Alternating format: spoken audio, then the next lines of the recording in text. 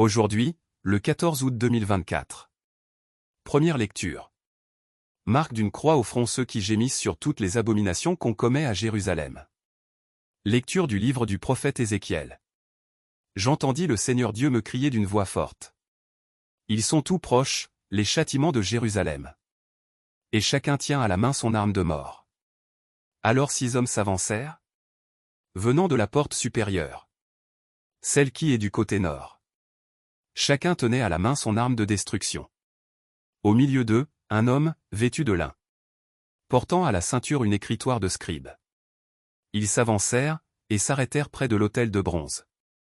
La gloire du Dieu d'Israël s'éleva au-dessus des kéroubim où elle reposait, et se dirigea vers le seuil de la maison du Seigneur.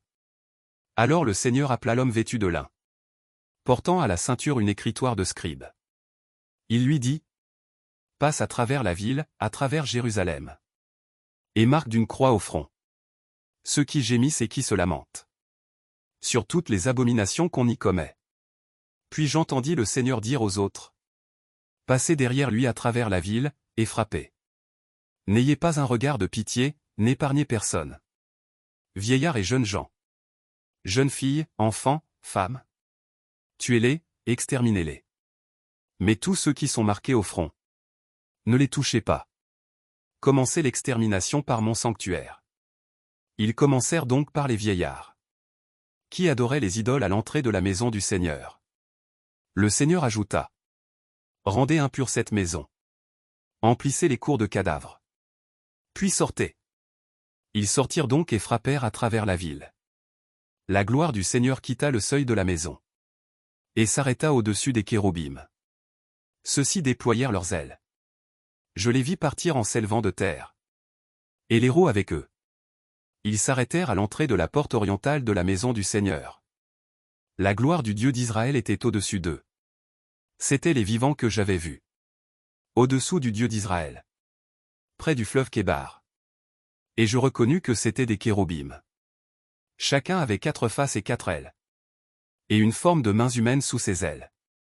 Leurs faces étaient semblables aux faces que j'avais vues près du fleuve Kébar. Tel était leur aspect. Chacun allait droit devant lui. Parole du Seigneur. Nous rendons grâce à Dieu. Psaume. La gloire du Seigneur domine les cieux. Alléluia.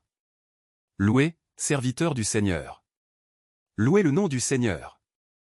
Béni soit le nom du Seigneur, maintenant et pour les siècles des siècles. Du levant au couchant du soleil. Loué soit le nom du Seigneur. Le Seigneur domine tous les peuples. Sa gloire domine les cieux. Qui est semblable au Seigneur notre Dieu? Lui, il siège là-haut, mais il abaisse son regard vers le ciel et vers la terre. Évangile. S'il t'écoute, tu as gagné ton frère. Alléluia. Alléluia. Dans le Christ, Dieu réconciliait le monde avec lui. Il a mis dans notre bouche la parole de la réconciliation. Alléluia. Évangile de Jésus-Christ selon saint Matthieu. En ce temps-là, Jésus disait à ses disciples: si ton frère a commis un péché contre toi, va lui faire des reproches seul à seul. S'il t'écoute, tu as gagné ton frère. S'il ne t'écoute pas, prends en plus avec toi 1 ou 2 personnes, afin que toute l'affaire soit réglée sur la parole de 2 ou 3 témoins. S'il refuse de les écouter, dis-le à l'assemblée de l'Église.